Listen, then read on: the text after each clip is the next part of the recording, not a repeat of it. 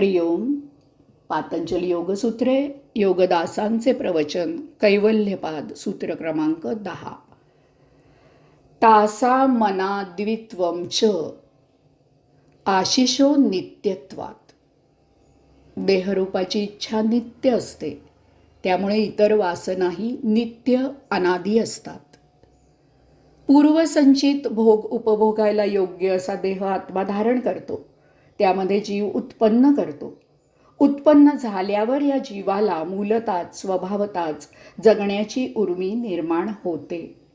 एवढेच नव्हे तर आपल्याला मरण नको, अमरत्व पाहिजे अशी त्याची इच्छा असते. त्याप्रमाणे तो सतत जगण्याची धडपड करत असतो. आपण अमर आहोत अशा तोऱ्यात तो प्रत्येक गोष्टीचा संचय करतो, जीवनक्रम आखतो. यालाच येथे आशी असं म्हटलं आहे. तासा मन म्हणजे वासना. इच्छा पुन्हा पुन्हा होऊ लागली की त्याची चटक लागते. या इच्छा पूर्तीशिवाय जगणं अशक्य होतं. इच्छेचं वासनेत रूपांतर होतं.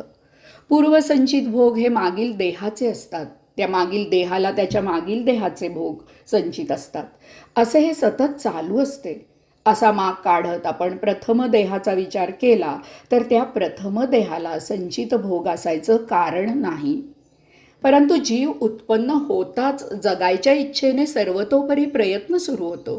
ही जगायची त्याची पहिली इच्छा असते. येथूनच इच्छा सुरू होतात. त्या सतत अखंड सुरूच राहतात. त्या इच्छांचंच वासनेत रूपांतर होतं. यामुळे या सूत्रात योगाधिराज पातंजली सांगत आहेत की देहा इतक्याच इच्छा अनादी आहेत, त्यामुळे वासनाही अनादी आहेत. इच्छा वासना ह्या पुरातन आहेत. ही जुनी खोड आहे. म्हणूनच ती घालवायला फार प्रयास पडतात. येथे एक गोष्ट महत्त्वाची आहे. इच्छा वासना या अज्ञानातून निर्माण होतात. ही अविद्या असते. ही अविद्येने ज्ञानाने नाश पावणारी असते. ही अविद्या विद्येने ज्ञानाने नाश पावणारी असते. आपण म्हणजे आत्मा नसून देह आहोत. आपल्याला हा देह सतत जगवायचा आहे. आपण अमर असावे. देह म्हणजे सर्वस्व. देह जगवणे हे जीवनाचे उद्दिष्ट असते. इत्यादी हे अज्ञान अविद्या आहे.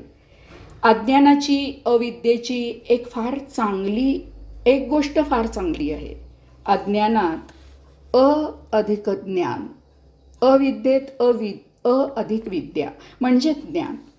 विद्या लपलेली असते. ती शोधली की अज्ञान अविद्या लोप पावते, नष्ट होते. अज्ञान अविद्या नष्ट झाली की इच्छा वासना नष्ट होतात. आत्म्याचे ज्ञान तेवढेच उरते. यामुळे कैवल्य प्राप्त होते.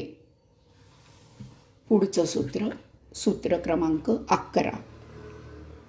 हेतू फल आश्रयालंबनै संगृहीतत्वादेशाम भावे तद्भावः. हेतू, फळ, आश्रय आणि आलंबन या 4 गोष्टींमुळे वासनांचा संग्रह होत असतो. या 4 गोष्टी वासनांना आधारभूत होतात. या 4 गोष्टी नष्ट केल्या, त्यांचा अभाव केला तर स्वाभाविकच वासना नाहीशा होतात. हेतू म्हणजे कारण. क्लेशांमुळे वासना निर्माण होतात. क्लेश अज्ञानाने अविद्येने निर्माण होतात. साधनपादमधील सूत्र क्रमांक 3 मध्ये अविद्या, अस्मिता, राग, द्वेष आणि अभिनिवेश यामुळे क्लेश निर्माण होतात, याचे आपण विवरण केले आहे. साधनपादमधील सूत्र क्रमांक 4 मध्ये आपण पाहिले की अविद्येमुळे अस्मिता, राग, द्वेष आणि अभिनिवेश निर्माण होतो. याचाच अर्थ अज्ञान अविद्या नष्ट केली तर क्लेश निर्माण होणार नाहीत. त्यामुळे वासना उत्पन्न होणार नाहीत. अन्न, वस्त्र, निवारा या मूलभूत गरजा कमीत कमी पैशात भागवण्याचे सूत्र समजावून घेतले तर क्लेश होणार नाहीत. त्यासाठी इदम न मम ही वृत्ती अंगी बांधली पाहिजे. फळ म्हणजे परिणाम. माणूस अखंड कर्म करत असतो. त्याचा परिणाम म्हणजे त्याला कर्मफळ प्राप्त होते. ही कर्मफळे त्याला उपभोगूनच संपवावी लागतात. त्यामधून वासना निर्माण होतात. एका जन्मात कर्मफळे उपभोगून झाली नाहीत तर त्यांचा संचय होऊन ती पुढील जन्मी उपभोगावी लागतात. त्यात या जन्मीच्या कर्मफळांची भर पडते. हे असे चक्र चालू राहते. फळ न मिळण्यासाठी कर्माला आवर घालावा लागतो. कमीत कमी वस्तूत अन्न वस्त्र निवारा भागवता आला तर कर्म कमी होतं. अशा कर्माचं फळ संचित होत नाही. त्यामुळे वासना निर्माण होत नाही. वासनांना मनात आश्रय मिळतो. त्यामुळे त्या उफाळून येतात. येथे आश्रय म्हणजे साठा करण्याची जागा एवढाच अर्थ नसून त्यांना खत पाणी घालून त्यांची वाढ करण्याची जागा असा घ्यावा. वासना निर्माण झाल्या की त्या पूर्ण करण्यासाठी मन बुद्धीला त्यासाठी उपाय सुचवायची आज्ञा करते. मग यासाठी इंद्रिये कामाला लागतात. परंतु यात एक चांगली गोष्ट म्हणजे मन पूर्णपणे वासनेत व्यस्त राहत नाही. सूक्ष्म मन सत्सद विवेकी विचार देत असते. यास्तव आपण नेहमी सत्संग करावा. ध्यान धारणा याचा अभ्यास करावा. म्हणजे वासना उद्भवल्या तरी विवेक जागा राहून वासना काबूत राहतात. आलंबन यासाठी विवरण केलेल्या हेतू फळ आश्रय या 3 गोष्टींमुळे वासना निर्माण होऊन त्याला विषयाचे आलंबन चिकटते.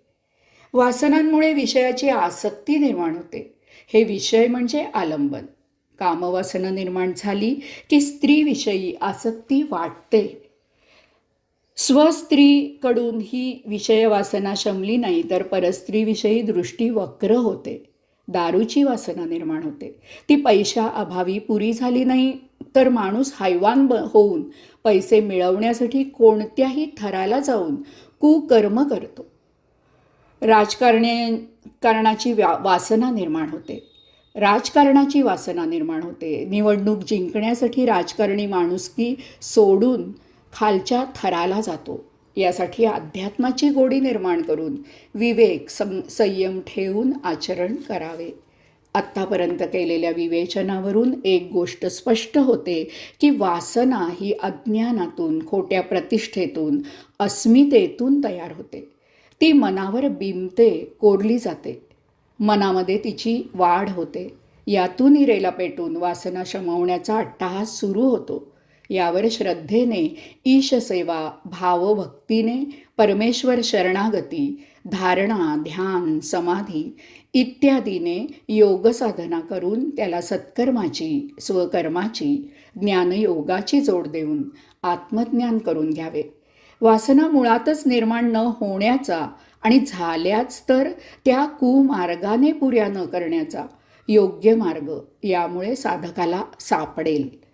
सर्वसाधारणपणे असे म्हटले जाते की पापकर्म करू नये, पुण्यकर्म करावे, पुण्य संचय करावा, चांगल्या हेतूने चांगला परिणाम साधणारे कर्म करावे. आता हे सांगणे सुसंस्कृत समाजाच्या दृष्टीने चांगले आणि योग्य आहे. परंतु याचा मुक्ती मिळण्याशी काहीही संबंध नाही. कारण कर्म चांगले वाईट कसेही असले तरी ते हेतू परिणाम निर्माण करणारेच असते. मग तो हेतू परिणाम चांगला असला तरी त्यामुळे भोग निर्माण होणारच. यास्तव योगी निष्काम कर्मयोगी असतो. तो ध्यानज, समाधीज असतो. कर्म केल्याची त्याला जाणीवही नसते. सूर्य उगवतो. आपण म्हटले की सूर्यदेवा तू काळोख नाहीसा केलास. सूर्य म्हणेल काळोख काळा का गोरा ते मला माहीतच नाही, तर मी तो नाहीसा कसा करणार. योगी असा असतो. तो कैवल्य प्राप्त करतो. हरिओम.